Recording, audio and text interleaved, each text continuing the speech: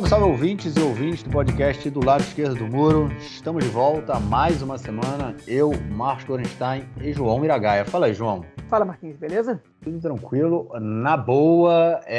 João, como é que anda o norte aí? Muito tranquilo, cara? Ou muito tenso? O norte anda mais tranquilo do que antes. Eu estou escutando muita explosão, mas parou nisso. Né? Tipo, não tem alarme aqui. Hoje eu tive que ir na cidade de Camila, aqui perto, e vi uma sequência de 10 jipes militares, um atrás do outro. Né? Tem uma base militar muito perto aqui do Monchava, onde eu moro. Mas, cara, a vida aqui, eu não diria que ela está normal, nada está normal, né? Mas eu acho que ela está mais perto do normal que esse país pode oferecer agora, a região onde eu moro. Inclusive, Marquinhos, já que você me dá a deixa aí, por falar em normalidade ou em anormalidade, né? Na condução do ônibus escolar do meu filho, a gente faz um revezamento, né? Cada dia um pai ou uma mãe acompanham as crianças por caso de tocar alarme no meio da estrada para a gente poder acalmar eles e cuidar para ver se está todo mundo sabendo o que fazer. E aí hoje eu estava indo, né? E a escola do meu filho é do Fundamental 1, né? Ela tem crianças que seria do 1º ao 6º ano no Brasil, né? Dos 6 aos 10 anos, ou 11 anos. E tinha uns meninos conversando sobre a guerra, assim, provavelmente do 5º, do 6º ano, né? Que está a Rei Vav aqui em hebraico, né? Em Israel. E falando sobre a guerra, assim, e aí a Rússia, e de um lado os Estados Unidos, e não sei o que lá, e aí se o Hezbollah atacar, e aí eu falo, e se tacar uma bomba atômica em Gaza, cara, se tacar uma bomba atômica em Gaza, Haifa inteiro explode, seu burro, enfim, e os meninos discutindo, e eu fiquei pensando, caraca, olha só, tipo, o que essa situação, ela gera para essas crianças, né, cara, os garotos estão, né, garotos, tipo, de 10, 11 anos, debatendo o efeito de uma bomba nuclear, porque um imbecil de um deputado comentou isso na semana passada, a gente comentou na edição que a gente gravou na segunda-feira, né? Mas as crianças de 10, 11 anos estão debatendo a guerra, estão debatendo quem pode vencer, quantos soldados morrem e quantas pessoas morreram, e isso é trágico demais a gente normalizar essa situação, né? Enfim, então só compartilhando esse momento. Aqui no norte também, ainda que a gente não esteja escutando as sirenes, enfim, essa é a nossa vida. A gente tem um grupo de pais que joga futebol aqui e a gente está desfalcado. Eu tive que jogar 4 contra 4 essa semana, quase morri, porque tem metade dos pais desse grupo estão no reservismo, estão agora ali pertinho de Gaza. Enfim, então é a rotina. Estamos menos mal do que o resto do país inteiro, mas bom não tá. Pois é, né? Esse clima estranho, né? Acho que tá em tudo que é canto aqui também, né? Tá mais calmo, tenho ouvido muito menos a verdade, né? Muito menos avião de guerra durante as 3 primeiras semanas era insuportável, né? Eu moro a cerca de 80 quilômetros da faixa de Gaza, mas era o dia inteiro ouvindo lá no alto, sabe? Aquele barulho do avião, era sem parar constantemente ali, sabendo que tem direção certa, deixando o coração bem apertado, né? Mas enfim, coisas que a gente acaba passando por aqui bem desagradáveis. Bom, é isso, vamos passar para o nosso primeiro bloco, porque temos muito o que falar nesse nosso episódio. Bom, gente, já tradicional no nosso primeiro bloco, a gente faz aquele resumão da guerra, o que aconteceu nos últimos dias, né? A gente, na verdade, não houve muitas novidades, pelo menos, enfim, como o João falou, que está muito mais calmo aí no norte, mas, na verdade, né, teve esse aquecimento desde que o Nasrallah fez o discurso dele na semana passada, só que, da mesma forma que ele também falou no discurso que ele não está muito afim de chegar a entrar numa guerra total com Israel, as coisas têm se mantido dessa forma. Porém, em Gaza, né, como a gente tem acompanhado de forma mais forte, a coisa está acontecendo ainda a todo vapor. O exército israelense continua avançando pela cidade, já está pela faixa de Gaza, já chegou aí aos entornos, já chegou dentro, na verdade, da cidade de Gaza e se aproxima do hospital Ashifa, que é onde o exército de Israel, o governo de Israel, dizem que é um dos quartéis generais do Hamas, né, que embaixo do hospital onde o pessoal fica, se esconde, enfim, tem os principais políticos e obviamente, também armamento e tudo mais. Enfim, a gente teve também essa semana, né, vendo que o exército chegou ontem, na verdade, né, eles chegaram e controlaram todo o campo de refugiados de Jabalia. A gente viu na semana passada que teve aquele problema, a bomba, né, que Israel jogou no campo de refugiados para matar um líder do Hamas, jogou lá 6 toneladas de explosivos, obviamente o cara foi morto, mas enfim, outras tantas pessoas também morreram nesse ataque. E a gente vê tudo que está acontecendo em volta, né? Toda a pressão internacional ainda para que aconteça um cessar-fogo. A gente sempre. Um cessar-fogo, enfim, tem duas pressões, né? Para que seja o cessar-fogo, ou seja, para que pare, pelo menos durante um determinado período, aí a guerra, ou um cessar-fogo humanitário que permita a entrada de suprimentos, né, para os 2 milhões de palestinos ali que vivem, mais de 2 milhões de palestinos que vivem na faixa de Gaza, e também que permita isso em troca, na verdade, da libertação dos prisioneiros que o Hamas fez no dia do ataque há mais de um mês atrás. Na Cisjordânia, a gente vê também as coisas continuam esquentando absurdamente. No dia de hoje, teve um ataque do exército na cidade de Jenin, um ataque aéreo, inclusive, que deixou aí 7 ou 8 pessoas mortas. Esse foi a última atualização que eu vi, mas mostra também que em Jenin e na Cisjordânia as coisas estão aquecendo. Não só os colonos continuam fazendo lá cometendo seus crimes, né, na Cisjordânia, tem pesa ética de expulsão e tudo mais, mas também a gente vê o exército começando a trabalhar de uma forma muito mais expressiva e muito mais forte, oprimindo a população ali da região, que obviamente também não está nem um pouco satisfeita com essa situação. João, para além disso, a única coisa que a gente pode dizer é que, enfim, o Egito continua aí trabalhando também, né, para conseguir chegar a um cessar-fogo, a esse momento aí que a gente pare um pouco com toda essa violência que já está durando mais de um mês. E também, pela primeira vez, né, se fala muito aí do que fazer com Gaza no dia depois, né? Os Estados Unidos têm metido uma pressão muito grande e hoje, pela primeira vez, a gente viu aí o Abu Mazen, né, o presidente da Autoridade Palestina, dizendo que poderia, talvez, assumir a faixa de Gaza, ou seja, que a Autoridade Palestina também controlasse a faixa de Gaza, o Fatah controlasse a faixa de Gaza, lembrando que em 2007, depois que teve a saída israelense da faixa de Gaza e depois que teve as eleições presidenciais, né, e parlamentares na Palestina, em 2007 teve um golpe, enfim, teve uma guerra civil entre o Fatah e o Hamas na faixa de Gaza, e o Hamas expulsou o Fatah, e na Cisjordânia o Fatah expulsou o Hamas. Então a gente tem esses dois blocos separados aí, e agora o Abu Mazen, apesar de não ser muito bem visto na faixa de Gaza, disse que talvez poderia assumir a direção ali do enclave no dia depois. E aí, cara, como é que a gente entra a fundo nesse tanto de coisa que aconteceu? Pois vamos destacar as novidades nos últimos dias, né, que eu acho que é o mais importante que a gente tem que fazer para começar. A gente teve essa semana, pela primeira vez desde o início da guerra, um ataque do Hezbollah contra áreas civis israelenses. Até então, eles só tinham atacado forças militares de Israel. Eles disseram que foi resposta ao fato de que Israel matou 3 civis libaneses no ataque que fizeram à estrutura do Hezbollah e dispararam um foguete contra a cidade de Kiryat Shmona, que é uma cidade que está parcialmente evacuada também, enfim, que fica próxima à fronteira, mas não no limite dos 5 quilômetros. Enfim, e não atingiu um prédio, não matou ninguém, mas foi um ataque, enfim, diferente, né? A gente pode dizer assim. A gente teve alguns ataques contra a população civil no norte de Israel, mas foram feitos pelo Hamas, né?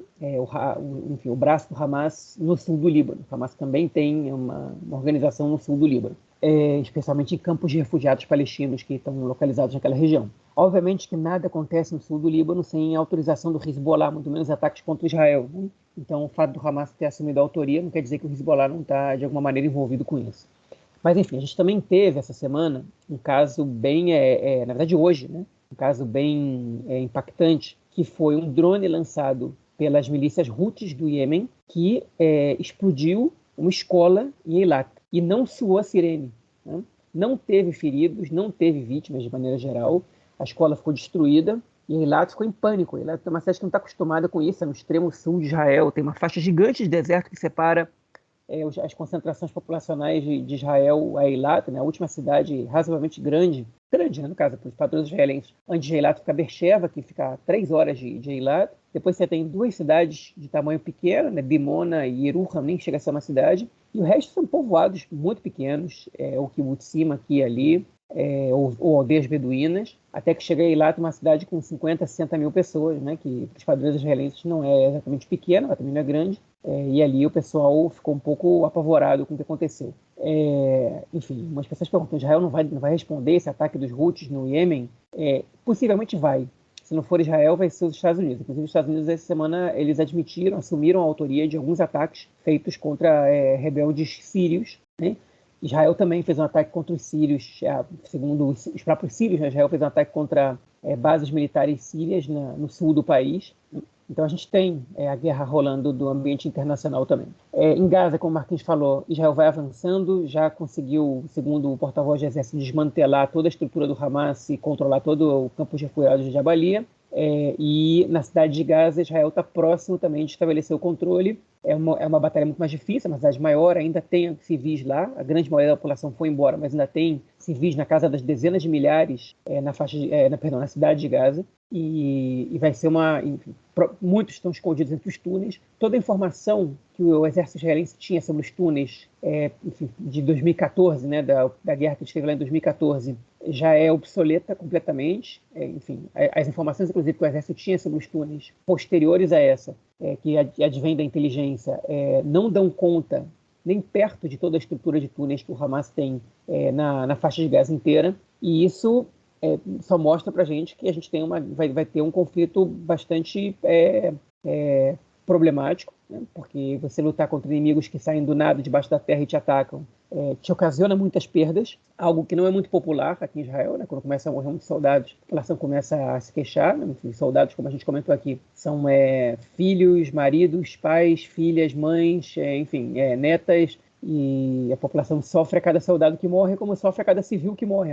Enfim, ainda que o soldado seja um alvo legítimo, perante a sociedade, ele é igual ao civil, né? O soldado é o que podia ser o filho de qualquer um. E quando morrem muitos soldados, as pessoas começam a questionar a guerra ou começam a questionar a maneira como as coisas estão indo. A gente sabe que tem inovações tecnológicas, né? Israel tem um sistema anti-foguetes, né? O Hamas tem um tipo de foguete que eles estão disparando agora, que vai de baixo para cima. Então eles disparam de dentro dos túneis e eles chegaram a matar 10 soldados dentro de um blindado no início da operação terrestre. E Israel, enfim, adquiriu junto aos Estados Unidos um interceptador desse tipo de foguete e está conseguindo evitar esse tipo de ataque, né? Frustrando um pouco os planos do Hamas do ponto de vista militar. Enfim, mas tudo leva a crer que esse conflito dentro da cidade de Gaza ainda vai demorar umas semanas e o relógio ele na verdade ele se mexe de maneira contrária à paciência global, né? Ainda que a gente tenha visto uma diminuição relativa do número de mortos em Gaza por dia, os bombardeios aéreos diminuíram bastante. Foi permitida a entrada, ainda que não suficiente, de mantimentos, por muita pressão da União Europeia, dos Estados Unidos, enfim, e também de alguns países árabes aliados a Israel, como os Emirados Árabes, como o Egito. Então a gente tem visto essas mudanças, né? E aí o bicho está começando a pegar mais forte na Cisjordânia. A gente vai comentar disso no próximo bloco, melhor. E essa notícia que o Marquinhos colocou agora do Abu Mazen, né, ou Mahmoud Abbas, em geral em português, ele é chamado de Mahmoud Abbas, em hebraico Abu Mazen, não sei se o ouvinte da gente sabe exatamente disso, mas na cultura árabe é um sinal de respeito você chamar a pessoa como um nome tipo pai do fulano, e o fulano é o filho mais velho. Então, Abu Mazen significa pai do Mazen, né, que é a maneira que ele é chamado na sociedade palestina, Mahmoud Abbas, no caso. Enfim, o Abu Mazen, então, ele parece ter sinalizado, segundo a reportagem do New York Times, que aceitaria voltar a administrar a faixa de Gaza, desde que, atenção, os Estados Unidos se comprometam a que isso aconteça mediante a criação de um Estado palestino na Cisjordânia, na faixa de Gaza, com a capital em Jerusalém Oriental. Olha, eu diria para você o seguinte, eu leio essa condição do Abu Mazen, que me parece totalmente lógica e legítima, né? Nenhuma discordância em relação a isso, mas eu diria para vocês há 3 meses atrás que ele está viajando, né? O governo Biden não vai... Enfim, o governo Biden tem mais um ano de mandato, um ano e pouco, né? Um ano até as eleições, quando começar o período eleitoral não vai estar fazendo nada. Não tem como garantir nada disso, né? Mas, enfim, frente a esse momento que a gente está passando aqui agora, pode ser que alguma coisa saia disso. Não duvido. E eu não sei se Israel vai ser consultado exatamente sobre essa questão, né? Acho que se for uma pressão internacional gigantesca, Israel não vai ter como recuar nisso. Não vai ter como recusar, não vai ter como bater de frente, né? Depende do que acontecer daqui em diante. Então, a gente tem que ter essa situação, enfim, na mesa. A gente tem que entender que essa é uma possibilidade, né? Talvez a gente nunca nunca tivesse mais próximo dessa possibilidade do que, enfim, do que a gente está agora, desde que o Estado de Israel foi fundado, né? Há muito mais do que em Oslo, muito mais do que nas tentativas de acordo de Camp David, porque chega uma situação que você, ou você toma uma medida radical, ou as pessoas chegam à conclusão de que isso não vai continuar existindo, né? E essa realidade que a gente vive aqui hoje, ela não vai voltar se eu quero 6 de outubro. E aí eu vou entrar agora num comentário feito pelo professor da Universidade de Haifa, Uri Bar Yosef, no podcast que ele deu essa semana, na entrevista que ele deu na semana no podcast do Haaretz, né? O Haaretz Ashavua, que é o podcast semanal do Haaretz, que, assim como nós, está fazendo mais que uma edição por semana, eles estão fazendo 3, a gente está fazendo 2. Mas, enfim, ele fez um parecer sobre a guerra, explicou as falhas da inteligência, como poderia ter sido evitado. Ele disse que com 2 tanques posicionados nos lugares corretos, você tinha evitado 90% das mortes que a gente teve, pelo menos, né? Mas, enfim, o que o Uri Bar Yosef colocou, ele foi questionado pelo apresentador e o entrevistador do podcast, pelo Lior Kodner, se essa data, o 7 de outubro, ela é uma das datas fundadoras, como se diz em hebraico, de Israel, né? De aqui para frente vai ser tudo diferente. E o Lior Kodner estava partindo do princípio que a Guerra de Yom Kippur tinha sido um desses eventos, porque em Israel há uma perspectiva que a Guerra de Yom Kippur ela mudou o jogo político israelense, ela botou a direita no poder, né? Substituiu a esquerda pela direita. E ele disse, não, a Guerra de Yom Kippur eu não coloco nessas. Ele falou, para mim os 3 eventos fundadores são a Guerra de Independência de Israel, a Guerra dos 6 Dias e o 7 de outubro. Então ele já está colocando o 7 de outubro como um evento que a partir dele tudo vai ser diferente, né? A Guerra de Independência é óbvio, o Estado está independente, daí para frente muda totalmente a configuração da região, não tem mais Palestina, tem Estado de Israel e territórios ocupados, etc. E daí para frente é tudo diferente. A Guerra de 67, que é a Guerra dos 6 Dias, Israel conquista os territórios, já faz de Gaza a Cisjordânia, além de outros, né?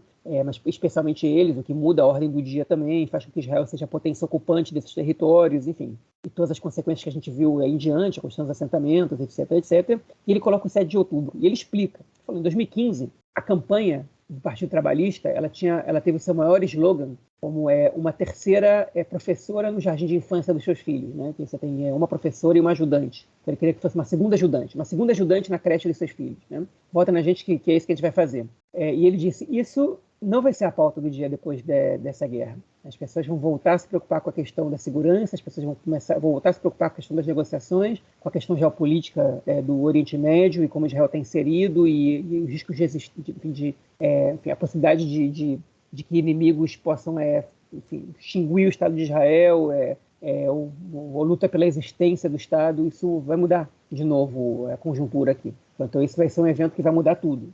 Para que lado vai mudar, a gente não sabe, mas ele acredita que esse evento é um evento fundador, né, do que vai vir depois.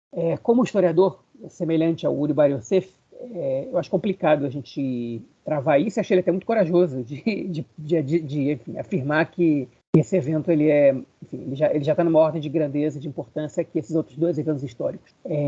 Mas interessante a visão dele, né? Que não dá para as coisas continuarem a ser como eram antes, e daí a gente só pode esperar uma mudança grande, seja para o bem ou seja para o mal, né? Enfim, então cada passo dessa guerra ele vai cobrar uma conta no futuro. Não é uma operação normal, não é uma guerra das que Israel travou contra os grupos da faixa de Gaza a partir de 2008. Não é essa a situação que a gente vive hoje. É outra situação completamente diferente, onde cada passo em falso pode gerar o envolvimento de outros atores. É uma guerra onde, enfim, existe uma pressão global fora do comum.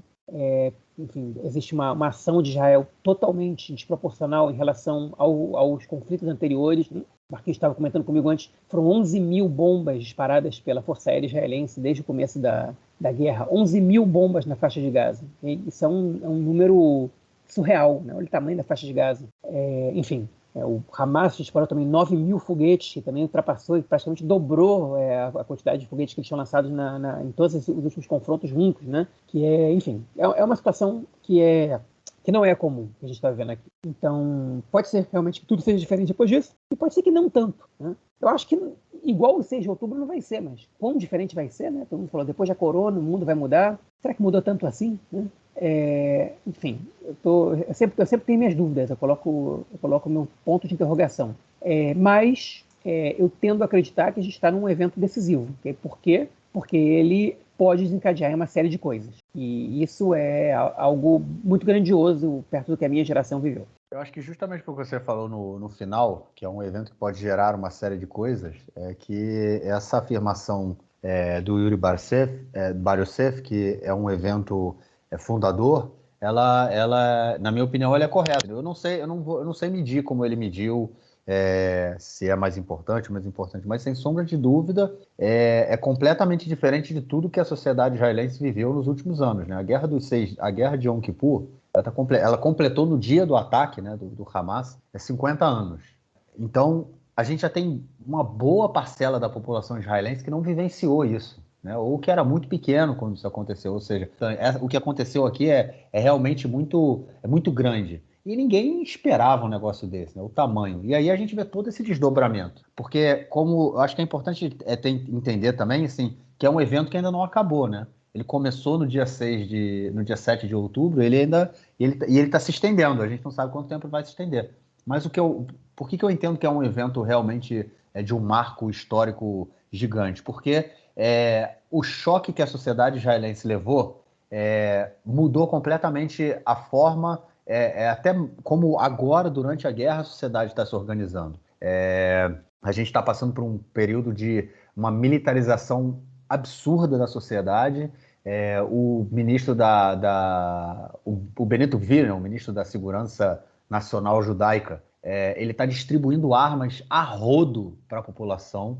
Ele já montou mais de 1.000 Kitot Konenut. Quer dizer, não montou ainda, está chegando quase a 1.000 Kitot Konenut. O que é Kitat Konenut? São os grupos, né? Vamos dizer assim, cada pequeno vilarejo ele tem um grupo de segurança que é formado por até 12 pessoas. Esse grupo eles têm um armamento mínimo, né? Assim, tipo um fuzil, cada pessoa tem um colete, um capacete, uma pistola, e é assim que eles fazem ali. A função deles é lidar com eventos pequenos, e não com o evento que aconteceu. Só que o Ben-Gvir agora, ele montou. O objetivo dele ele já está quase chegando 1.000 Kitot Konenut, ou seja, ele está armando com ele está colocando na mão de civis israelenses mais de 12.000 fuzis na mão dessas pessoas. Sem contar nas leis, né, que estão sendo aprovadas para facilitar o acesso de arma, de pistola, para o resto da população. Então, assim, está tendo essa distribuição muito grande de arma na sociedade. Isso vai mudar muito a forma como a sociedade vai se organizar agora e a forma como a sociedade vai se organizar para depois da guerra também, entendeu? Eu acho que realmente foi um ponto importante. A gente tem muita coisa para acontecer em termos políticos aqui em Israel, não só em termos da organização militar e como as pessoas, como o próprio Uri Bariosev falou, né, as pessoas não estão mais acreditando no sistema, né? O sistema falhou de uma forma inacreditável, sabe? Se a gente vê a extensão, né, o que os terroristas do Hamas conseguiram fazer naquele dia é uma coisa absurda. Então, assim, muita coisa vai mudar. Eu não tenho, para mim, sem sombra de dúvida, é um evento histórico que vai mudar os rumos do Estado. Como você falou, a gente não sabe se para o bem ou para o mal, até porque quando a gente vê o que está acontecendo na Cisjordânia, enfim, é uma coisa que pode estourar e piorar muito, ou a gente pode simplesmente aumentar a força da ocupação, a opressão do povo palestino na Cisjordânia e também aqui dentro, como a gente vai comentar mais para frente. Agora, realmente é um evento que até por conta de toda a divisão que o país está passando hoje, né, que a gente vinha passando já antes da guerra, na questão do golpe do judiciário e tudo mais, essa divisão ela também vai colocar o país num momento completamente diferente. Tem muita gente falando, a guerra vai unificar o povo e não sei o quê. Não é assim que a banda vai tocar, porque tá todo mundo com muita coisa engasgada, né, na garganta. E é por isso que eu acho que o rumo, vai ter uma mudança muito drástica no dia depois. Mas, enfim, a gente não sabe que mudança vai ser, até porque a gente também não sabe quando é que vai ser esse dia de depois aí. Né? Bom, é isso. Vamos então para a nossa próxima notícia. Justamente para também, enfim, mais um elemento aí de toda essa mudança que a gente vê no período de guerra. A Suprema Corte foi acionada depois que a polícia ela quis impedir a realização de manifestações contra a guerra na cidade de Umm-el-Fahem, que fica no centro-norte do país, e na cidade de Sarnin, que inclusive enfim, do lado da casa do João. São duas cidades, né, de população árabe e a polícia simplesmente disse que não poderia fazer a segurança dessa população, e também ela falou que nesse setor da população poderiam ter ali casos de incitamento que poderiam causar distúrbio social.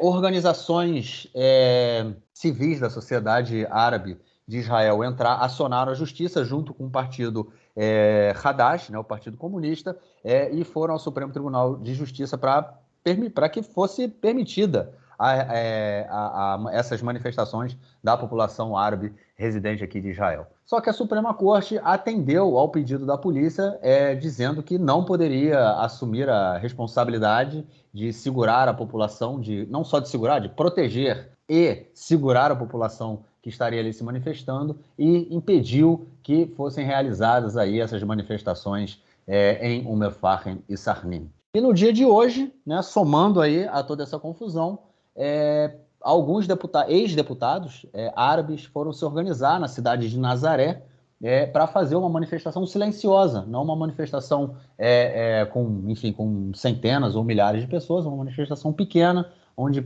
eles estariam ali protestando contra a guerra e pedindo um cessar-fogo, e simplesmente foram todos eles presos pela polícia para prestar depoimento e serem investigados por estarem ali fazendo uma manifestação proibida. Ô, João, no mesmo dia em que 4 ex-deputados árabes foram presos e parte deles já foi solto, se eu não me engano, não vi se todos foram soltos, mas enfim, parte deles já foram soltos pela polícia.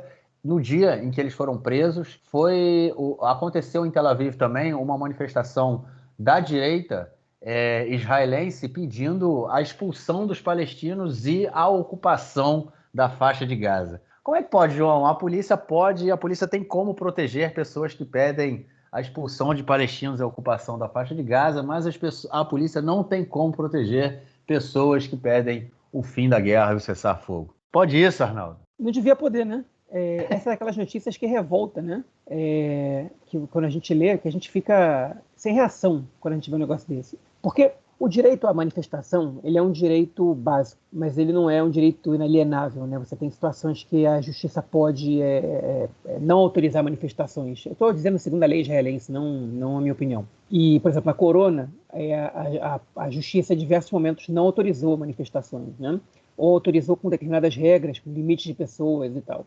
E durante a guerra, a justiça ela também não autoriza determinadas manifestações ou limita algumas manifestações com base em uma série de fatores. Que aí, primeiro, as pessoas estão se colocando em risco quando disparam foguetes, né, o que não vale nem para Sarmin nem para Umm-el-Fahem. Umm-el-Fahem fica numa região que não escutou nenhuma sirene até agora, durante a guerra inteira. Sarmin escutou uma, né?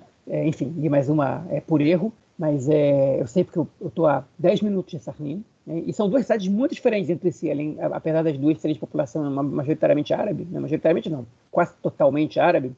Sarnim é uma cidade muito amigável com a população judaica, com muita presença de judeus, né? Enfim, praticamente tudo, é uma cidade mais cosmopolita, né?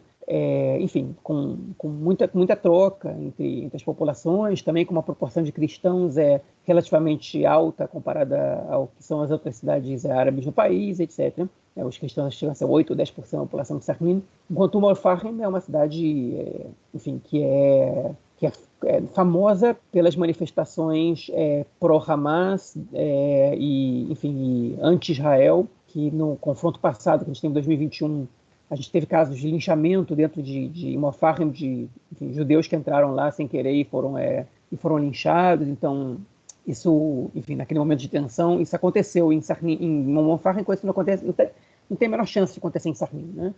Mas, dito isso, enfim, essa manifestação que eles estavam querendo fazer, ela era uma resposta, na verdade, a 2 eventos. Primeiro, a uma coisa que a gente comentou no podcast tem 2 semanas, há 2 eventos que eles iam realizar em Haifa e em Shfaram, que é uma cidade que está próxima a Haifa, né, na região metropolitana de Haifa, conferências pela paz com o público árabe e judaico. E a polícia, isso não foi por ordem judicial não, a polícia simplesmente esvaziou esses eventos e convenceu os donos dos salões a cancelarem os eventos, né? A gente comentou isso aqui, que já é um absurdo. E aí eles quiseram marcar essas manifestações e a polícia proibiu, eles entraram na justiça, o partido Hadash, no caso, né, entrou na justiça, e a justiça acatou o pedido da polícia de não permitir essa manifestação, alegando, outra vez, essa questão do perigo de bombas, né, do perigo de foguetes que pudessem cair, uma vez que essas áreas estão sob o radar dos foguetes do Hezbollah, o que me soa totalmente sem noção, sem lógica nenhuma, porque estão sendo permitidas manifestações em Tel Aviv, que todos os dias recebe 3 rodadas de foguetes, e o Al-Fahim e Sarni não recebem nunca, né? Então, um negócio absurdo, mas enfim. Alegando também que eram manifestações que iam necessitar um contingente de policiais que, no momento de guerra, tem outras prioridades, okay? O que me convence parcialmente. Eu posso aceitar esse argumento se você não permitir outras manifestações e se a polícia estivesse fazendo o seu trabalho em determinadas regiões do país, como, por exemplo, na Cisjordânia, que a gente vai chegar lá depois. A polícia não está fazendo o seu trabalho lá, então qual é tipo, a questão para a polícia? E também sob o argumento de que eram eventos que podiam contar com manifestações pró-Hamas que abalam a moral nacional e incitam a violência e poderiam gerar conflitos a curto prazo por conta disso. Okay? E olha, eu vou dizer o seguinte, no meio de uma guerra, tá? É normal que a polícia e a justiça queiram proibir manifestações que levantam a moral do inimigo. Mas essa não era a pauta da manifestação. Esse é o ponto número 1. Né? E beleza, o Hamas propõe algo ilegal, o Hamas propõe algo que é contra a lei israelense, que inclusive é de uma intolerância e uma perspectiva assassina e tudo etc, etc. Beleza. Agora, a manifestação que teve em Tel Aviv hoje, que pede a expulsão dos palestinos e a recolonização da faixa de Gaza, o pedido dela é legítimo e é legal, né? A lei da desconexão, ela retirou os assentamentos dali. Então, só você pedir assentamentos de volta e pedir uma coisa ilegal. Pedir a expulsão dos palestinos é crime. Né? Então, aquela manifestação é legal, aquela pauta ela é razoável, ela não pode gerar confronto. Ou seja, a conclusão que a gente chega, baseado nisso, né? São 2 conclusões, na verdade. Uma, pedir a guerra é mais legítimo para a justiça israelense que pedir a paz, né? Porque a pauta era pedir o cessar-fogo. E se você discorda disso, não tem problema nenhum, mas eles têm que poder pedir um cessar-fogo, né? E 2, se você não importa qual é a pauta da tua manifestação, se você é judeu, eles te permitem a manifestação, e se você é árabe, eles não permitem, né? Basicamente, essa é a mensagem que a polícia e a justiça em Israel passam. E aí quando eu discutindo isso num grupo, falaram para mim, então a reforma tinha que ter passado, né? Você ia ficar feliz se passasse, está criticando a Suprema Corte. Qual foi tu criticando a Suprema Corte? Tipo, o problema da reforma passar é que ela ia me transformar em inimigo também. Porque os árabes, eles já são preteridos, né? Já são os inimigos do Estado de maneira não oficial, né? Basta você ver nessas situações quem tem manifestações permitidas e quem não. E a gente não está falando aqui de manifestações pró-Hamas, a gente está falando aqui de manifestação pró-cessar-fogo. Podia ter gente envolvida que ia fazer gritos específicos? Podia. Podia ter gente que ia fazer violência, que ia causar atos de violência? Podia. Podia em grupos de extrema-direita e quebrar pau ali com eles no meio da guerra e se ia levar um grande contingente de policiais e ia ser um problema grande para a segurança do país? Podia. Mas não era essa a pauta. Não era essa a pauta. E eu acho que cabe à polícia você garantir essa manifestação. Você estabelece o número máximo de pessoas que pode ir, você estabelece um lugar fechado para que ela possa acontecer, ou semi-fechado, e você controla a manifestação. Mas as pessoas têm que ter o direito de se manifestar por pautas que são legítimas, ok? Legítimas e ilegais, e, enfim, que você não tem o que discutir. Então, é daquelas notícias que você fica, caraca, eu não estou acreditando que eu estou vendo isso acontecer na minha frente. Eu não estou acreditando que eu estou vendo isso acontecer. E, basicamente, foi o que aconteceu. Resultado, eles foram tentar fazer a manifestação mesmo assim. Dentre essas pessoas que estavam organizando, tinham 4 ex-deputados, praticamente um de cada partido árabe, né?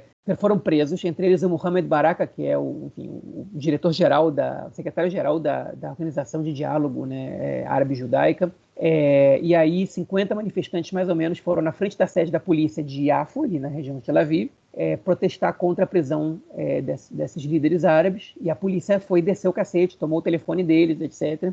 Mas no final das contas, como o Marquinhos falou, eles já foram liberados, só que conseguiram evitar a manifestação. Okay? E, enfim, é simplesmente aquelas notícias que você fica, pelo amor de Deus, cara, tipo, onde é que eu tô? Na verdade, enfim, não precisava ter passado a reforma para acabar de vez com o caráter democrático do Estado, né?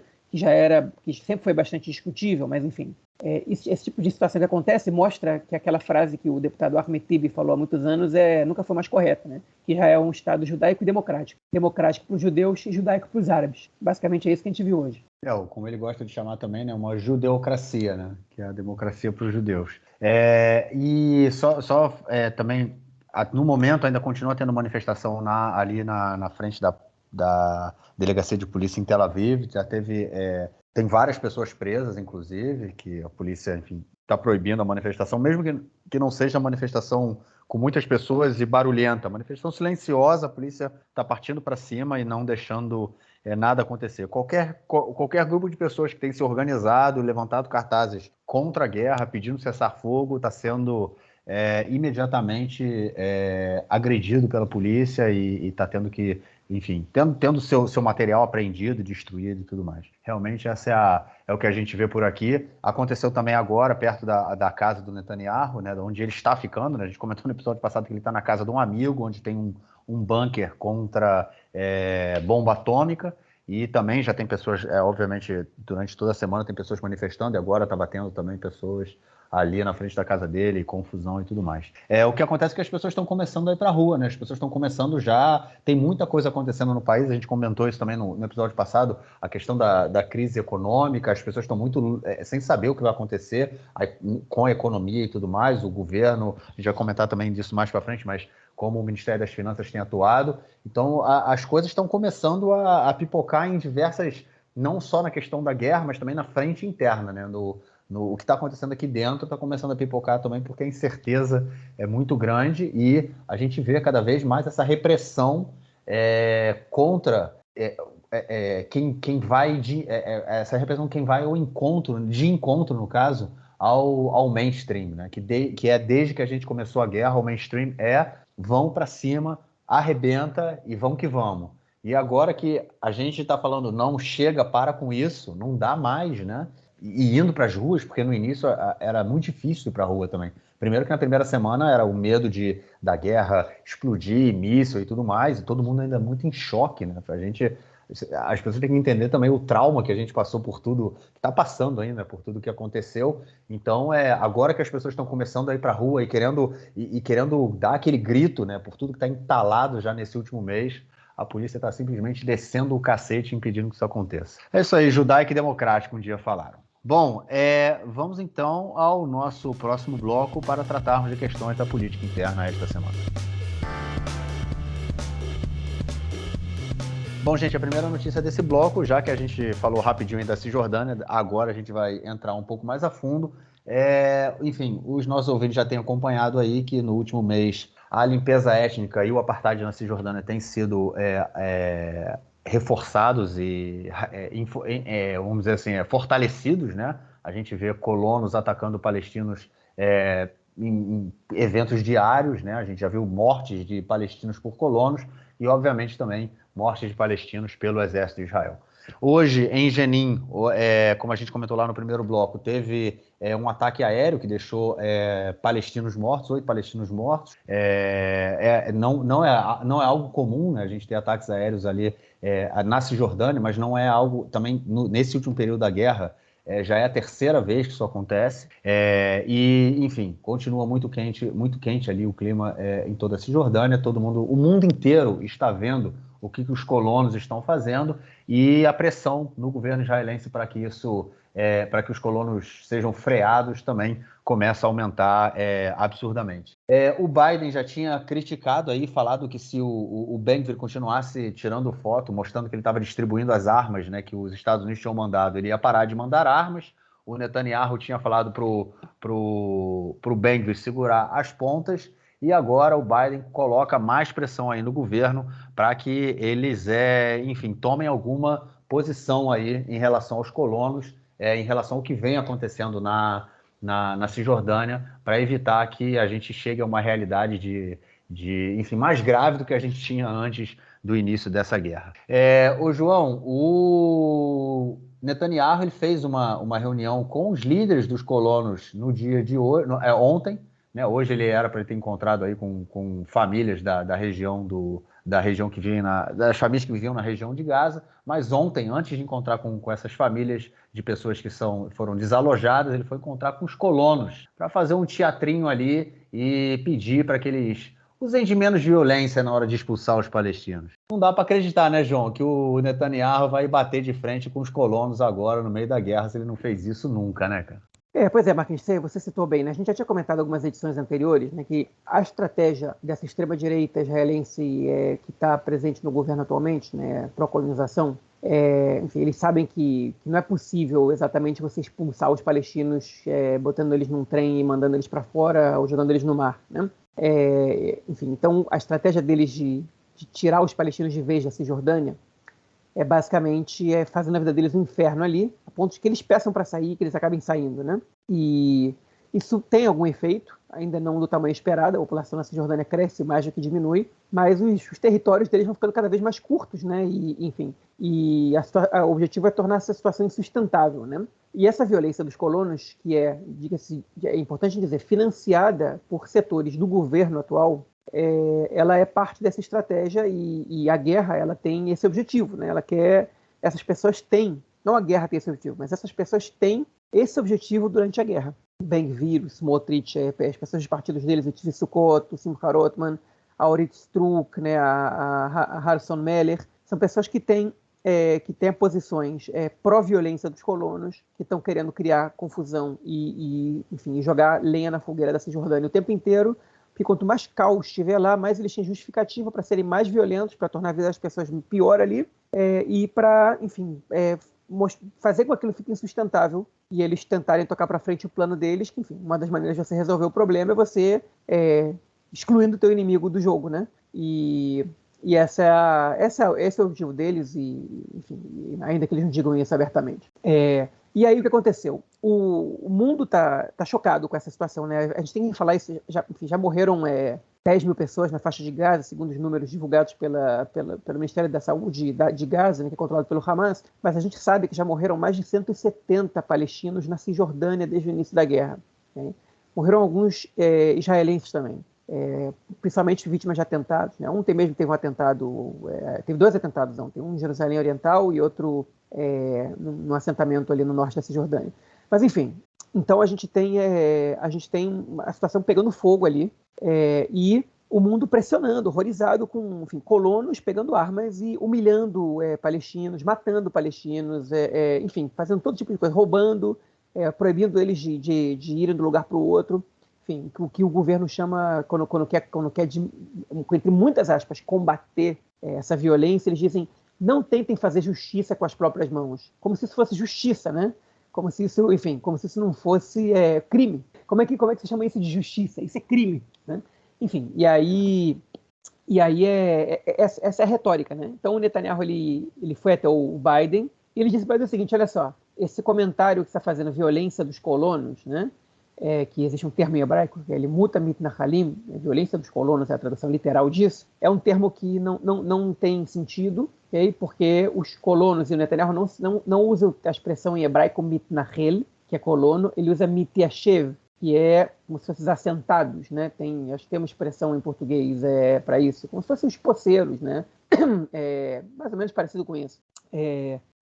Os mityashvim, né, os poceiros, os assentados, eles não são responsáveis por esses atos de violência, quem faz isso são pessoas que vêm de fora e que a gente está atrás deles. O que é mentira. Né? Eu não estou dizendo aqui, eu falei essa semana passada, que todos os colonos são violentos. Não, a maioria dos colonos não são violentos. Eles são adeptos de uma ideia que é ultraviolenta, né? Mas a maioria dos colonos não é capaz de fazer maldade com as próprias mãos contra populações árabes. E eu aqui não estou fazendo juízo de moral, nem defendendo, nem nada. Estou dizendo que, enfim, é uma realidade de uma minoria razoavelmente grande proporcionalmente, mas ainda assim é uma minoria. Mas não há dúvidas de que a grande maioria desse número de autores de casos de violência na Cisjordânia é de colonos, em especial, em sua maioria, de colonos religiosos. A gente vê enfim, basicamente a gente vê no material produzido por organizações de direitos humanos, a gente vê as fichas criminais dessas pessoas quando elas são pegas pela polícia, a gente sabe quem eles são. Inclusive, um deles é o Ben-Gvir, né, que já foi preso por incitação ao terror, já foi condenado, né, preso ele não foi exatamente. Ou o Tzvi Sukkot, que também é parlamentar, que também já foi investigado, o próprio Smotrich foi investigado, não, no caso dele a violência que ele cometeu não foi, ou que ele ia cometer, não foi dentro das colônias, né? Era em Tel Aviv mesmo. Mas, enfim, então é mentira o que o Netanyahu está dizendo. E aí abre o caminho para o Ben-Gvir dizer que essa frase, esse conceito, violência dos colonos, tem que acabar. Os colonos, no máximo, estão se defendendo da violência que eles sofrem de autoria dos árabes. Comentário mais racista que esse, impossível, né? E aí o que acontece? Dois acontecimentos essa semana que ilustram essa situação, né? O deputado Tzvi Sukkot, do Partido Sionismo Religioso, é o mesmo que resolveu montar uma sucá na festa de tabernáculos dentro de Hawara, que é um vilarejo árabe, e levou um batalhão inteiro do exército para proteger ele e os amigos dele que resolveram festejar essa festividade judaica, né? Um pouco redundante, mas enfim, num vilarejo palestino. Ele usou a imunidade parlamentar dele para fazer isso e levou um batalhão inteiro do exército com ele. São as vésperas da guerra. Ele foi nomeado pelo governo presidente das questões relacionadas aos territórios na comissão de Relações Exteriores e Segurança e Relações Exteriores. E, enfim, e aí hoje eles tiveram uma reunião com o chefe do Estado-Maior das Forças Armadas, ou seja, o responsável maior das Forças Armadas de Israel, Herzi Halevi, okay? Que assim como ele é um sujeito ortodoxo, okay? Enfim, do ramo sionista ortodoxo. Enfim, que não está longe de ser radical, né? Mas pelo menos comparado a essas pessoas. E eles começaram a questionar o Herzi Halevi, dizendo que o exército não estava fazendo o suficiente para proteger os colonos, que os colonos tinham que ser ou que os palestinos tinham que ser proibidos de trabalhar nos assentamentos nesse momento, que eles trazem perigo e que esse é o momento da colheita da azeitona, uma das atividades agrícolas mais importantes que tem, principalmente na região sul da Cisjordânia, é a produção de azeite, né? E várias fazendas de azeite estão em território C, até porque 60% da Cisjordânia são territórios C, que são territórios administrados por Israel, sobre os quais a autoridade palestina não tem nenhuma autonomia, onde moram cerca de 100 mil palestinos e todos os colonos israelenses, mas existem propriedades agrícolas de palestinos que não moram exatamente ali, mas que vão para lá trabalhar. Eu já visitei uma delas, enfim, de um amigo da minha esposa, né, que ela fez num grupo de diálogo entre israelenses e palestinos há muitos anos, enfim, e o sujeito mora perto de Hebron e tem uma fazenda, a família dele tem uma fazenda perto de Gush Etzion, que é a região C. Okay? Então a gente se encontrou lá, que é um lugar que eu posso ir e que ele pode ir, né? Então a gente fez um encontro lá, que é um dos lugares que israelenses e palestinos podem frequentar, né? Sem passar por checkpoint exatamente. Eles até passam, mas eles podem chegar lá.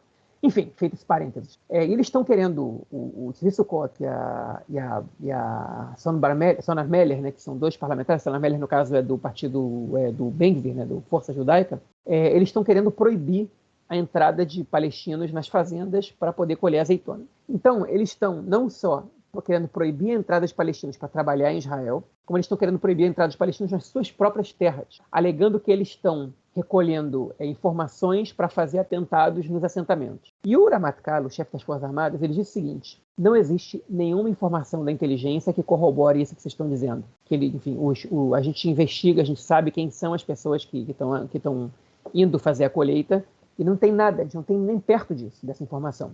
Não é verdade o que você está dizendo. Ele teve que contrariar isso. E aí eles continuaram incitando, reclamando, e aí disseram que a autoridade palestina está esperando esse momento para fazer guerra contra Israel, e que o exército tinha que fazer alguma coisa, prender os líderes da autoridade palestina. E aí o Herzi Halevi, ele fez uma coisa que eu já vi, pelo menos 2 chefes das Forças Armadas antes dele fazerem. Okay? Foi desautorizar políticos sobre falácias contra a autoridade palestina.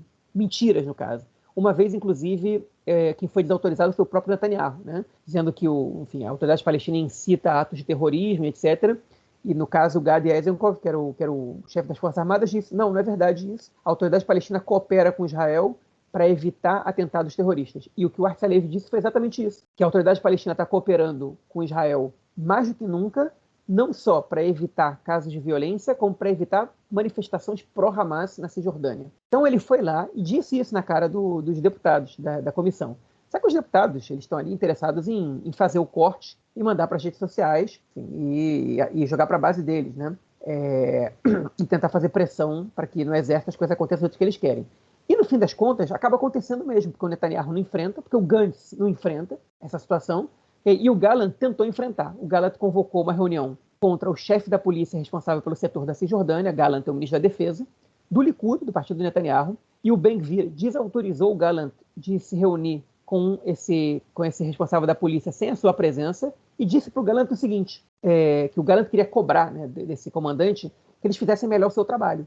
Eles não estavam fazendo o seu trabalho na Cisjordânia, não estavam prendendo os colonos violentos, não estavam evitando crimes e estavam fazendo com que a situação passasse por uma escalada na Cisjordânia. E aí o Ben-Gvir disse o seguinte, você tem que cuidar da guerra, você tem muita coisa para fazer em Gaza, inclusive tem que melhorar a segurança dos colonos da Cisjordânia, da polícia cuido eu, e os colonos, no caso, são vítimas, não são os agressores. Então, o ministro da Segurança Pública ele disse o seguinte, meu querido, eu não vou cuidar desses casos de violência dos colonos, porque eu apoio os colonos. E a minha orientação para a polícia, basicamente essa foi a mensagem do Ben-Gvir, é deixar os colonos continuarem fazendo o que eles têm que fazer, porque eles estão só se defendendo. No caso, para o Ben-Gvir parece que a melhor defesa é o ataque, né? Mas, enfim, então a mensagem é o seguinte, pode explodir a situação na Cisjordânia, e eu não estou nem aí, e ninguém vai me parar. E eu fico pensando, seriamente, o que o Benny Gantz está fazendo nesse governo ainda? Como é que o Benny Gantz não virou, ou como é que o Yoav Gallant, que é o ministro da Defesa, que está vendo isso acontecer na frente dele, que tentou fazer reunião para evitar que isso acontecesse, e o Ben-Gvir humilha ele dessa maneira? Né? Como é que o Gallant não junta com o Gantz e vira para o Netanyahu e fala assim, ou você demite o Ben-Gvir agora, ou nós dois deixamos o seu governo. Como é que isso não acontece? Ou como é que o Gallant não consegue um grupo de 12, 13 deputados do Likud e fala, olha só, o país está indo para merda. É melhor a gente sair desse governo agora, porque se a gente deixar o Ben-Gvir e o Smotrich na frente de onde eles estão, a gente não tem noção do que pode acontecer aqui, mas coisa boa não vai ser. Então, eu digo para vocês, o Gallant e o Gantz são dois irresponsáveis. Dois sujeitos que não tomam responsabilidade pelo que eles vão estar fazendo. Porque o Lapid, ele botou como condição, se você tirar essas pessoas, eu entro. E ele falou de novo essa semana. O Gantz é o fiador desse governo. E o Gallant, que tenta parecer um sujeito moderado e quem está recebendo, enfim, as melhores avaliações dos membros do governo anterior à guerra sobre seu desempenho no cargo, eles dois são fiadores desse desastre, desse governo de extrema-direita, assassino, no caso, porque está defendendo assassinos na Cisjordânia, não estou nem tocando no ponto de Gaza agora, e vendo a situação explodir na frente deles e não tomam uma decisão radical. E isso exige uma adesão radical. Se você não toma adesão radical, o outro lado vai tomar. E vai ser pior para todo mundo. E isso está acontecendo na nossa frente. Absolutamente não há reação dos setores que deveriam ser moderados nesse governo, ou responsáveis, ou o que vocês queiram chamar. Enfim, porque não tem responsáveis nesse governo. Tem um bando de frouxo e um bando de fascista. Basicamente é isso. Como é que vai ser o dia depois, né, na Cisjordânia?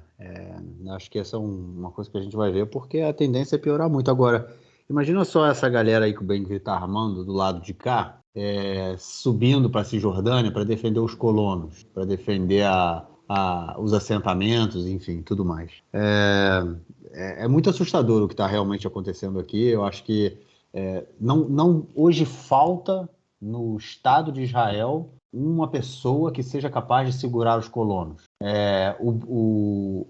Eu acho que hoje dentro do governo, qualquer pessoa que porque o que eles falaram a gente não vai se meter a gente vai decidir a guerra, né?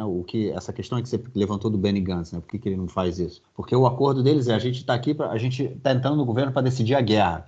Como se a questão da ocupação não fosse parte da guerra, né? Como se a guerra fosse somente a questão com Gaza. Ou seja, a gente vê também como é o próprio pensamento do governo israelense, né? Não passa pela cabeça deles o dia depois da guerra, um dia em que os colonos vão falar, meu amigo, vão falar para os colonos, meus amigos, vocês agora vão ter que sair daí, entendeu? Não vai dar, entendeu? Ou seja, não passa pela cabeça deles. Até porque você também tem dentro do partido do Benny Gantz, né, que entrou aí para o governo, o pessoal da direita colonialista, vamos dizer assim, né? Da direita dos colonos, como é o Guidon Saar, que ele é completamente a favor dos assentamentos também. Ele era da direita do Likud, né? Ele era mais à direita que o Netanyahu, no caso, e ele saiu do Likud e agora ele está junto aí com o Benny Gantz. Então você tem setores também dentro do próprio partido do Benny Gantz, que o Bibi gostava de chamar de esquerda, que não são de... Quer dizer, para começar, não é de esquerda, né? Mas você tem próprio, dentro do partido, setores que são à direita, que também são contra a criação de um Estado palestino e tudo mais. Então, hoje, dentro da política, do quadro político israelense, você não tem uma liderança que seja capaz de falar, meu amigo, a gente vai avançar, como o Rabin fez há 30 anos atrás, e falou, a gente vai avançar em direção a um acordo, Você não tem, não tem.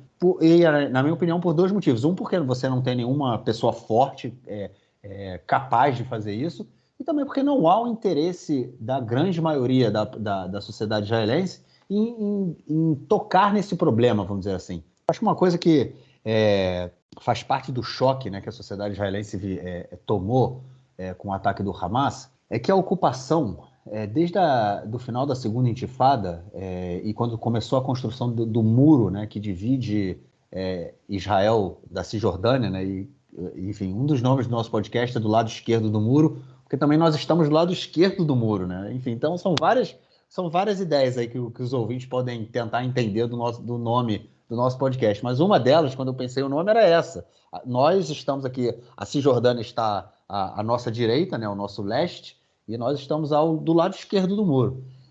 Então, depois da Segunda Intifada, quando você tem o início da construção desse muro, né, você tem uma divisão total entre israelenses e palestinos. Né? A linha verde, que foi mais ou menos onde o muro foi construído, né? Houve vários, vamos dizer assim, anexações de terra palestina para o lado de cá do muro, mas, enfim, a linha verde, que era o que dividia o território palestino do território israelense, ela foi muito fortalecida nesse momento, porque quando o muro ele é construído, você simplesmente impediu o contato dos milhões de palestinos que vivem da Cisjordânia com os israelenses do lado de cá. Você acabou com aquilo. E, além disso,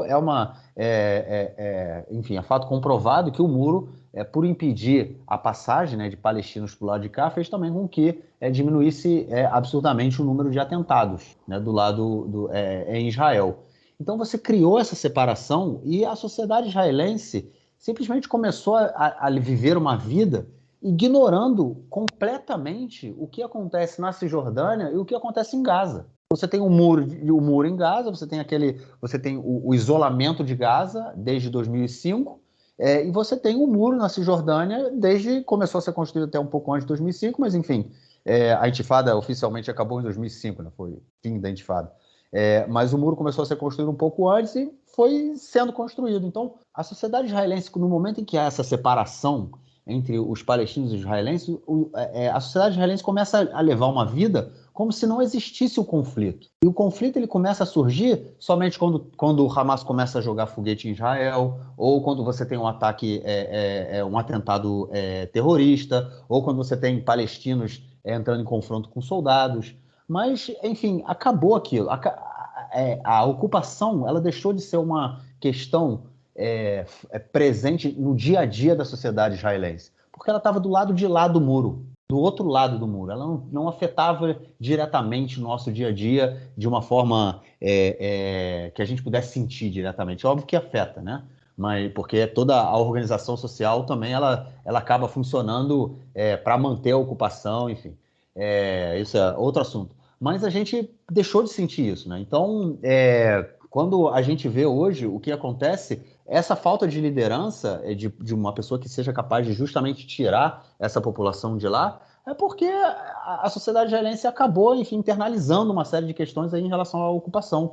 Então, hoje, é muito mais difícil a gente conseguir ter alguém que tem essa força de falar, galera, vocês vão sair daí, não dá mais. E, principalmente, levando em consideração o atentado, né, do Hamas, aí há um mês atrás, o ataque do Hamas, eu acho que é muito difícil que Israel aceite uma política, quer dizer, a construção de um Estado palestino, de alguma coisa que venha nesse sentido no dia depois, porque seria, no caso, dar a vitória a quem usou da violência. Né? Ou seja, o Hamas cometeu esse atentado aí, matou 1.400 civis, 1.400 israelenses, sequestrou mais 200, teve a guerra e tudo mais, e no final das contas, o que saiu disso? Um Estado palestino. Então, acho muito difícil que Israel conceda isso, pelo menos num período inicial. E o interessante também é que tudo isso que o Abu Mazen colocou, que o Abbas colocou, né,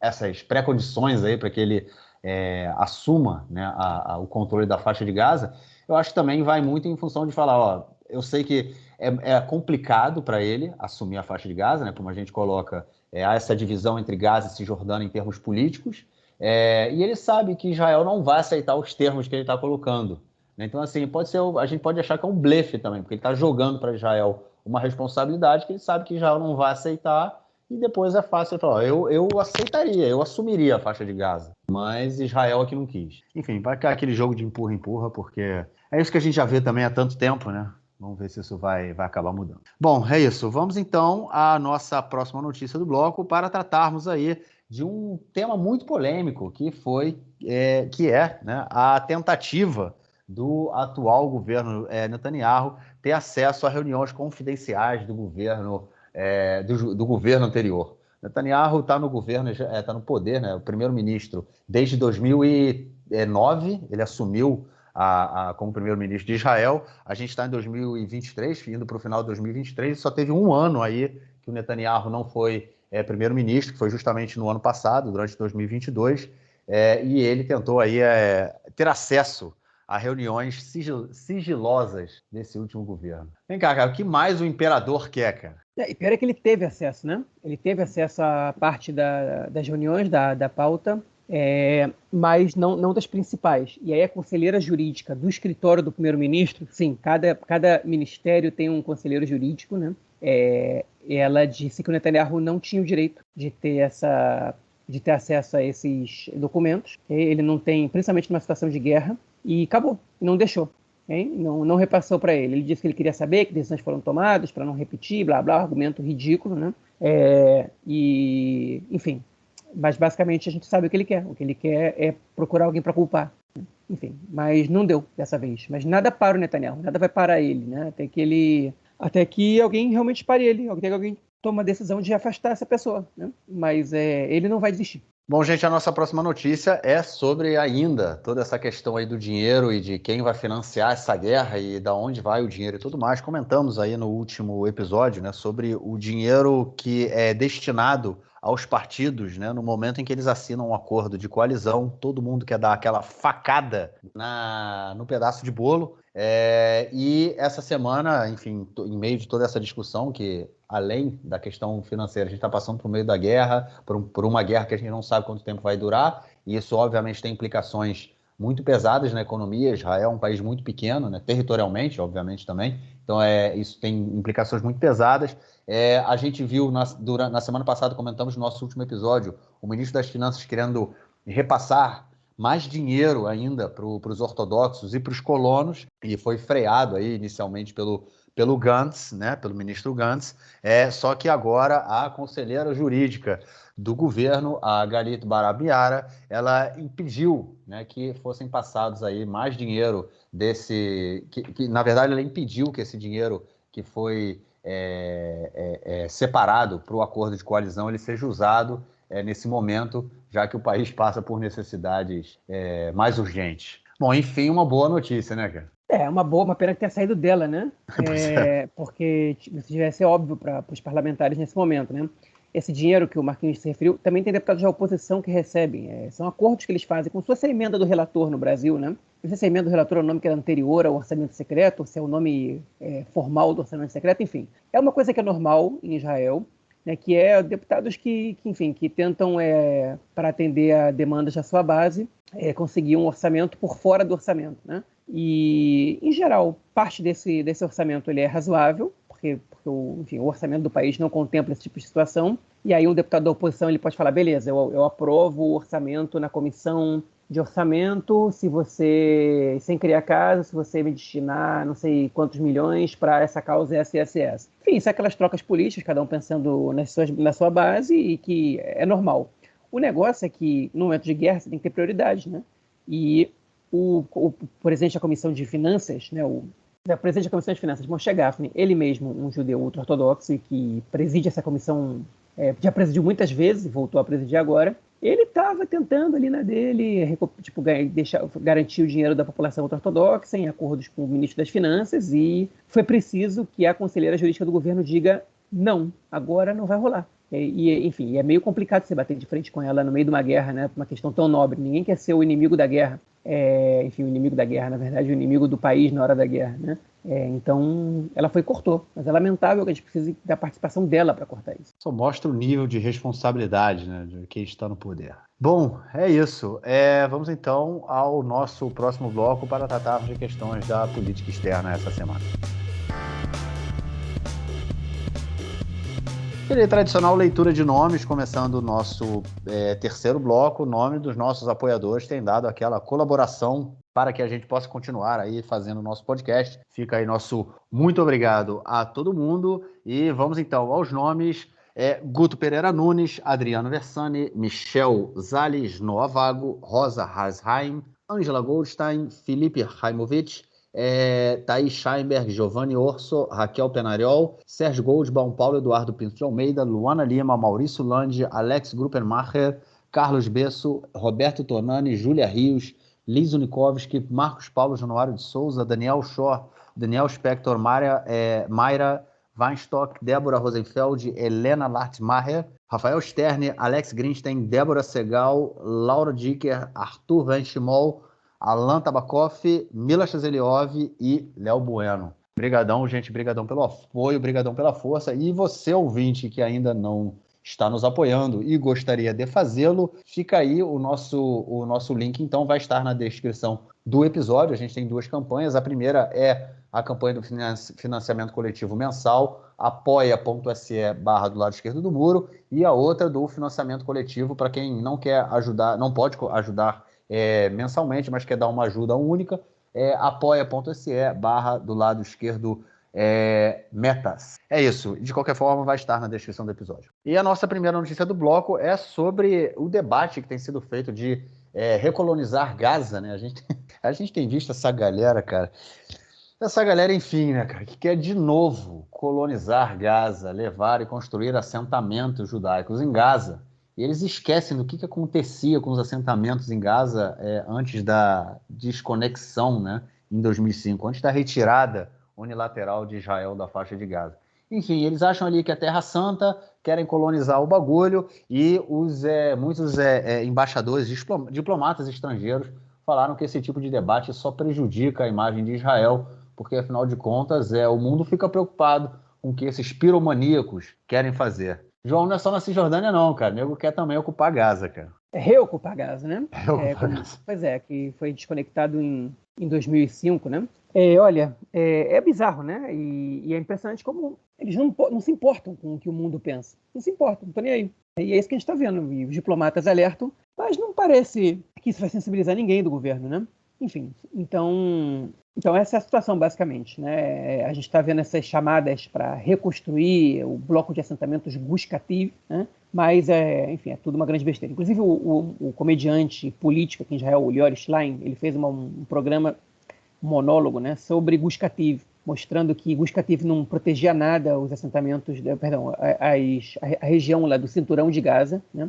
Porque todos os assentamentos que tinham na faixa de Gaza, eles estavam próximos ao mar, não estavam próximos à fronteira, que você tinha que investir uma quantidade de 2 soldados para cada pessoa que morava ali para proteger aqueles moradores, e que o número de mortes, resultados de atentados dentro da faixa de Gaza, era muito alto, né? Inclusive, eu vou dizer para você, Marquinhos, até esse 7 de outubro, o número de mortos resultados por ações que saíram da faixa de Gaza de 2005 até 2023 não tinha superado os números da segunda intifada, entre 2001 e 2005. Hein? Só para ter uma noção, o pessoal ter uma noção. Hein? Enquanto tinha Gush Kativ, morria mais gente resultado de atentados de Gaza do que depois de Gush Kativ. Aí apareceu o 7 de outubro, que mudou totalmente a história, né? Os números agora passaram para outra ordem. Agora, dizer que aquilo aconteceu porque não tem mais Gush Kativ é um absurdo.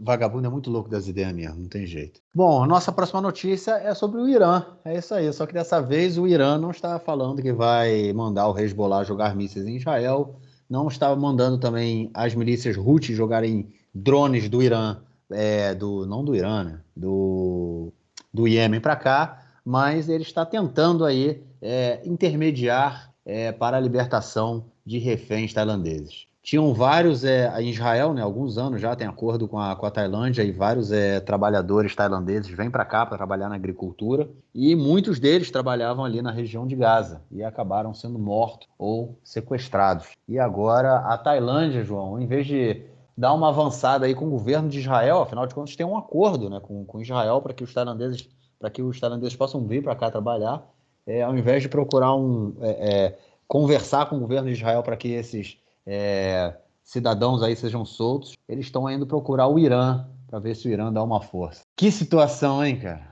Pobres os tailandeses, né? Porque o governo deles não tem a importância, enfim, do ponto de vista da força diplomática que os governos europeus e enfim, os Estados Unidos, outros países com sequestrados, né, com reféns, têm. Eles são uma boa quantidade de pessoas, ao que parece, né, que estão de reféns ali dentro da faixa de Gaza. E o Hamas também está com eles ali, né?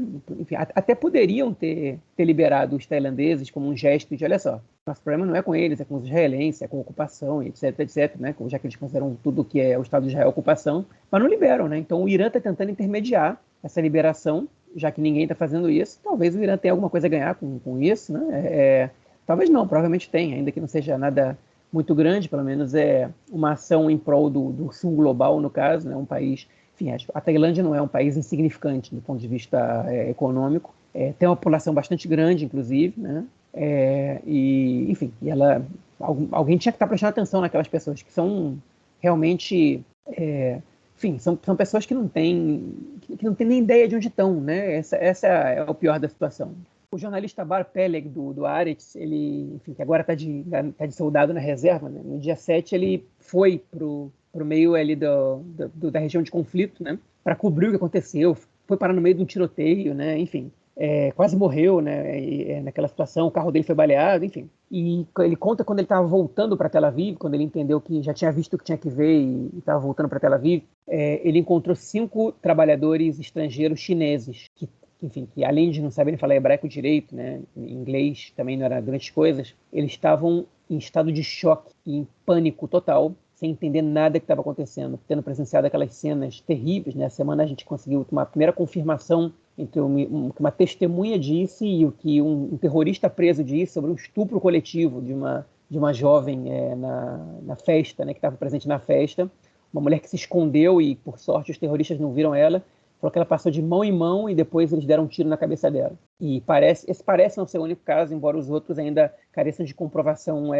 Enfim, estão feitos vários exames, mas se foi coletivo ou não tem como saber até que uma testemunha apareça. Mas, enfim, ou até tem como saber, mas exige um pouco mais de investigação. Mas o fato é que, só comentei isso para ilustrar o tamanho da barbárie. Imagina agora esses chineses, né, que não sei se tem ideia de onde eles estão exatamente, né? Eles sabem que estão em Israel, sabem que existe um confronto com o Hamas na faixa de Gaza ali, mas não sei se eles esperam que uma situação dessa possa acontecer, se os israelenses mal esperavam por isso. Enfim, então o que acontece com os tailandeses dentro da faixa de Gaza deve ser semelhante ao que aconteceu com esses chineses fora, né? Que o Guy Peleg, que o Bar Peleg, perdão, Guy Peleg é outro jornalista de outro canal, de outra emissora. Mas o que ele relatou ter visto. Então eu fico pensando, enfim, o desespero que deve ser para esses caras, né? Porque os israelenses, bem ou mal, e eu não estou aqui dizendo, os israelenses sabem, não, eles têm noção de onde eles estão, e eu vou dizer para vocês que boa parte dos membros do Hamas falam hebraico também, né? Imagina esses tailandeses que, enfim, que falam mal e porcamente inglês, né? Quando chegam aqui, alguns aprendem a arranhar um pouco o hebraico. Imagina a situação deles ali, né? Não entendem onde estão escutando explosão o tempo todo, vendo os prédios caindo um atrás do outro, sem entender onde eles estão parados. Enfim, é uma situação realmente desesperadora e tomara que eles sejam liberados, né? Enfim, vou torcer por um sucesso diplomático do Irã talvez pela primeira vez na vida. Pois é, mas o que me chama muita atenção é que todos os países, né, que têm pessoas sequestradas, que têm cidadãos, né, que foram sequestrados pelo Hamas, a grande maioria cidadãos de dupla nacionalidade, israelenses e outra cidadania, ou no caso, né, desses tailandeses, que, enfim, são só tailandeses. Todos os países, eles não têm procurado, eles têm tentado entrar em contato direto, não direto, né, tentar entrar em contato por outros meios para libertar os seus reféns, se não o Estado de Israel, se não o governo de Israel. Eles tentam, através dos Estados Unidos, entrando em contato com o Catar, para que o Catar faça a negociação, né, o intermédio, o mesmo com a Holanda, o mesmo com a França, enfim.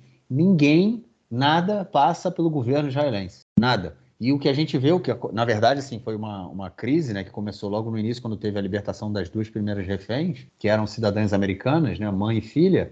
era justamente esse debate, né? Que falava, olha, os países estão correndo atrás para que os seus cidadãos sejam libertados. E vem cá, e os israelenses que não têm dupla cidadania? Vão ficar presos, então, porque o Estado de Israel é completamente, o governo de Israel, não o Estado, o governo de Israel é completamente inoperante nesse sentido, né? Tá na mão do palhaço ali, né? Então, não tem, quem está fazendo negociação para soltar os reféns são outros intermediários e o governo de Israel não tem absolutamente nenhuma ingerência nisso, né? O que é assustador, sabendo-se que a gente tem cerca aí de 200, pelo menos, cidadãos israelenses foram sequestrados, estão aí, são reféns, né, do Hamas. Bom, vamos então à nossa próxima notícia do bloco para falar aí sobre o Brasil. É isso aí, né? A gente geralmente costuma dar notícias daqui, só que dessa vez juntou daqui e daí. O Mossad, ele entrou em contato enfim, com o governo brasileiro e com a Polícia Federal e duas células, né, do Hezbollah foram presas no Brasil, que estavam ali planejando atentados contra a comunidade judaica, né, no Brasil.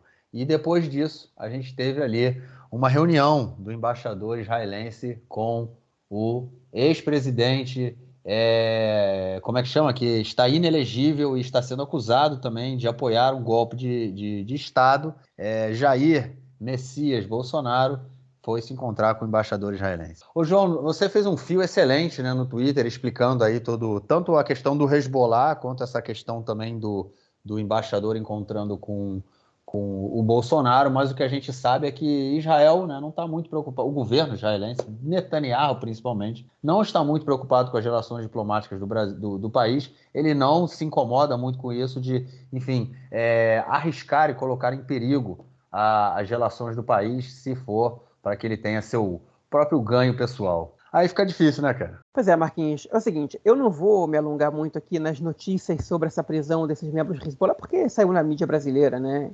Então eu vou falar pouco sobre isso, vou fazer um comentário pequeno. O governo israelense, ele se correu para dizer que os presos eram do Hezbollah, né? E que foi uma ação conjunta, que a inteligência brasileira, junto à inteligência americana, contactou a Polícia Federal do Brasil e fizeram uma ação conjunta, evitando um atentado terrorista contra a comunidade judaica no Brasil. O governo brasileiro, e isso hoje foi reiterado, né, a Polícia Federal, no caso, não disse o termo Hezbollah, e o Flávio Dino, ministro da Justiça, ele deu uma entrevista hoje e disse que os suspeitos eles estão sendo investigados, que houve uma suspeita, e esse é o trabalho da Polícia Federal, que agiu em conjunto com a inteligência de outros países, mas todo o inquérito, a prisão, tudo isso foi feito somente pela Polícia Federal, ou seja, receberam informações, averiguaram e fizeram tudo sozinhos, e que agora eles estão investigando para ver se as suspeitas e as acusações batem com a realidade. Enfim, o Israel, obviamente, correu para falar sobre essa questão do Hezbollah e tal. É possível que seja verdade, inclusive, segundo reportagens de alguns veículos de imprensa no Brasil, já tem suspeitos, né? Já tem suspeitos, no caso, presos, né? Dizendo que tem relações, que tem ligações com o grupo Hezbollah, então, aparentemente, é verdade o que divulgou o governo israelense, mas o Ministério da Justiça do Brasil está um pouco mais tá lidando com a situação com um pouco mais de precaução, e isso obviamente tem a ver com as questões da política internacional. Enfim, eu vi muitos comentários, eu escrevi sobre isso no Twitter, sobre se o Hezbollah, qual seria o interesse do Hezbollah de fazer um ataque no Brasil. Eu não vou me estender muito aqui. O que eu quero dizer é o seguinte: qual o interesse do Hezbollah fazer um ataque no Brasil? É muito simples. O Hezbollah, como os outros grupos terroristas que não reconhecem o Estado de Israel e tem a luta contra Israel como sua principal bandeira, muitas vezes, em sua grande maioria, eles realizam ataques contra comunidades judaicas fora de Israel, justamente para criar uma relação de causa e consequência entre a existência do Estado de Israel e a insegurança dos judeus no resto do mundo. E não seria a primeira vez que o Hezbollah faz um atentado desses, nem que outros grupos fazem. Por exemplo, o Hezbollah fez na própria Argentina, duas vezes, em 92 contra a Embaixada de Israel, em 94 contra o edifício da comunidade judaica AMIA, em Buenos Aires, nesse último morreram 85 pessoas, não só judeus.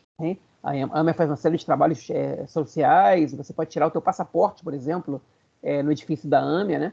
E morreram não-judeus também ali. E foi um atentado, enfim, que a investigação argentina não chegou nisso, mas a investigação israelense já é organizada pelo Hezbollah a partir das células do grupo na tríplice fronteira entre Brasil, Argentina e Paraguai, né? E naquele caso foi uma vingança a uma execução do Mossad contra um membro do Hezbollah fora do Líbano, no caso, e nesse caso agora seria uma retaliação contra a guerra em Gaza, né, obviamente.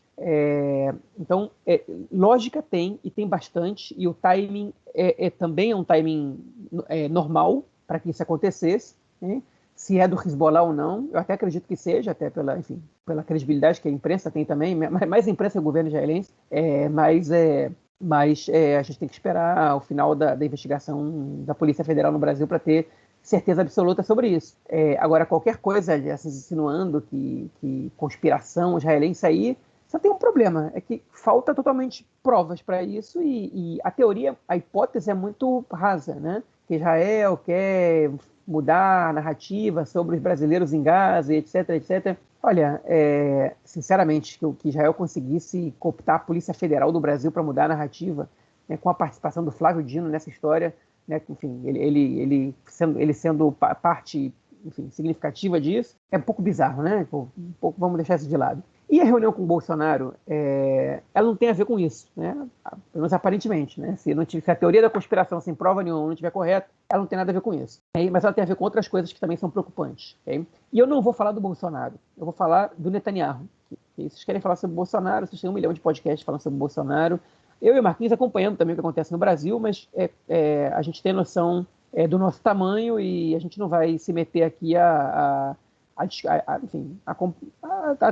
tentar trazer notícia e análises novas num assunto que tantos ouvintes nossos podem estar num nível acima da gente para fazer isso agora, com um acompanhamento muito mais próximo do que acontece no Brasil do que a gente. Então eu vou dizer para vocês o seguinte: o embaixador de Israel, que é um embaixador de carreira, ao contrário do anterior, né, que a gente já comentou sobre ele aqui, lamentavelmente em outras ocasiões, somente por questões negativas, né, o Yossi Shelley, o atual chama Daniel Sonnenschein, é um embaixador de carreira, hein, e que a gente não tinha ouvido falar dele, como tem que ser, hein, até essa guerra. Nessa guerra ele tomou uma chamada de atenção já do Itamaraty, por ter criticado o governo brasileiro e a imprensa no Brasil, e aí ele atende a uma exigência do Ministério das Relações Exteriores de Israel, que é de transmitir um documentário sobre o massacre do 7 de outubro para membros de Congresso no Brasil. Até aí tudo bem, esse vídeo foi passado para jornalistas,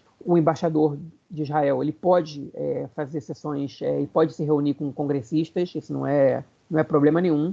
Ele, obviamente que ele tem que dizer porquê, ele tem que informar o Itamaraty sobre isso, né? Essa parte das normas diplomáticas, mas enfim, não é proibido e não é ilegal e também não é imoral se as coisas são feitas de maneira adequada. Mas o que aconteceu foi que nesse encontro apareceu um sujeito fora da curva aí, né? Que é o ex-presidente Bolsonaro. E a questão é a seguinte: o que o Bolsonaro estava fazendo lá? O Bolsonaro não tem cargo, né? O Bolsonaro ele é um cara que acabou de ser condenado em 3 julgamentos e foi tornado inelegível e condenado a pagar multas de alto valor para a justiça. Está respondendo a vários outros processos, entre eles conspiração para golpe de Estado. Okay? E ele é o candidato derrotado nas eleições. Isso acontece em meio a uma situação que o Brasil e Israel estão tendo divergências em relação à posição de Israel na guerra. E a questão dos brasileiros em Gaza, ela gera uma tensão entre os governos, ainda que não seja clara qual é a responsabilidade de Israel nessa questão. Israel alega, por exemplo, que é o Egito e o Hamas que dificultam essa questão, porque é o Hamas quem proíbe as pessoas de saírem e a passagem é para o Egito, então Israel não tem ingerência sobre isso. Se é exatamente verdade ou não, eu não sei, okay? Mas enfim, no mínimo isso gera um desconforto entre os dois lados, e de repente o embaixador de Israel convida o Bolsonaro para essa exibição e depois se reúne com ele. Okay? Isso já seria muito bizarro se não fosse uma violação, né? Segundo comentou o Jeff Nascimento, aí, que é um advogado importante, advogado internacional importante, né? Especialista em direito internacional humanitário, diz que isso é uma violação da Convenção de Viena, que determina, e Israel e o Brasil são signatários, ao contrário do que diz a Wikipédia, né? A Wikipédia diz que Israel não é signatário, ele até inclusive me corrigiu no Twitter. Os 2 países são signatários desse acordo, de que é proibido, né, a um país tratar de questões de Estado com membros que não sejam do governo. Agora, por que razão o embaixador israelense se reuniu com o ex-presidente Bolsonaro, né? E aí, eu tenho a minha hipótese. Eu posso provar? Não, não posso provar. Por isso é uma hipótese. E aí eu vou dar agora o que me leva a crer isso. E se eu fosse jornalista, eu iria atrás desse furo, mas como eu não sou jornalista, eu vou esperar que os jornalistas façam isso. Ou vou esperar as consequências para ver se a minha hipótese ela condiz com a realidade ou não. O Netanyahu, ele não costuma se importar muito com, com a soberania dos outros países. A gente viu isso quando ele era primeiro-ministro lá em 96, 97, que ele ordenou o Mossad fazer uma atitude super inusitada na Jordânia para matar um dos principais líderes do Hamas, e os agentes do Mossad foram presos. Isso foi 2 anos depois de Israel estabelecer relações com a Jordânia. Quase acabou naquele momento. Ele teve, inclusive, que liberar o líder do Hamas nessa troca pelos agentes do Mossad que estavam presos na Jordânia, né? O Sheikh Ahmed Yassin, que era o líder espiritual do Hamas. Ele violou ali o espaço da Jordânia sem nenhum problema. Fez o mesmo com os Emirados Árabes, o que atrasou bastante tempo o acordo que ele fez depois de normalização com os Emirados Árabes. E em 2015, para quem não se lembra, ele recebeu um convite do Senado, que tinha a maioria republicana, um ano antes das eleições dos Estados Unidos. Em ano de eleições dos Estados Unidos. Não, um ano antes das eleições dos Estados Unidos, sim. E ele foi discursar no Congresso contra o acordo que o presidente dos Estados Unidos estava fazendo com o Irã, o acordo nuclear, e sem consultar o presidente dos Estados Unidos, que no caso era o Barack Obama. Ou seja, o Netanyahu ele afrontou o presidente da principal economia, da principal potência militar do mundo e principal aliado de Israel, porque para ele era importante fazer aquilo naquele momento para o seu lugar político, né? Então, assim, ele deixou o Obama furioso naquele momento, mas ele cagou, né? E, perdão pela expressão, cagou na cabeça do Obama. Então, o objetivo dele naquele momento qual era? Era mobilizar o Congresso americano e a opinião pública norte-americana contra o acordo do Obama. O objetivo dele nesse momento agora, dessa reunião, o objetivo do governo israelense, né, nessa reunião do embaixador israelense com o Bolsonaro, me parece ser exatamente o mesmo.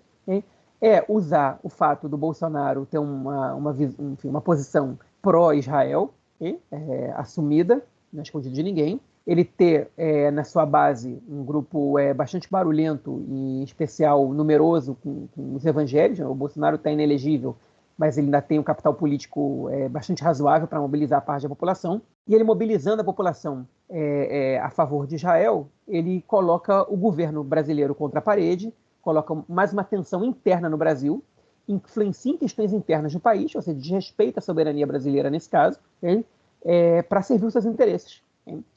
Essa é a minha hipótese, e eu acho difícil estar errado. E aí, como é que eu vou provar essa hipótese?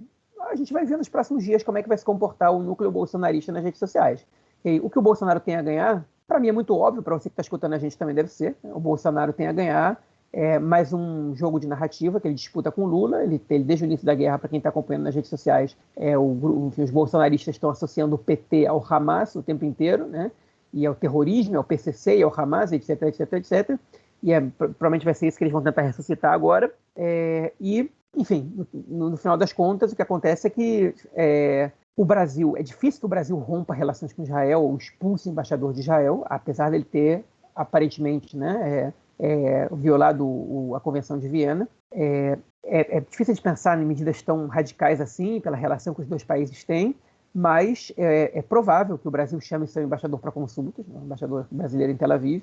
É provável que o Itamaraty dê uma chamada de atenção no embaixador israelense, e é provável que o governo brasileiro comece a tomar uma posição mais dura contra Israel nessa guerra. E isso favorece o Netanyahu, porque ele escolheu um lado, ele está pedindo para ter essa tensão interna, e se o governo Lula ele tender muito para um lado, o outro lado ele vai ocupar outro espaço, né? O lado do Bolsonaro, no caso. E aí o Netanyahu tem o que ele consegue, que é botar a opinião pública dividida, ou enfim, ainda que ela possa estar majoritariamente para um lado ou para outro, o que ele quer é que o governo brasileiro esteja pressionado, né? E, enfim, sem respeitar a soberania, o que mostra a canalice, né? O jeito que ele trabalha, o jeito que as relações exteriores de Israel se desenvolvem, enfim, dentro dos governos de Netanyahu.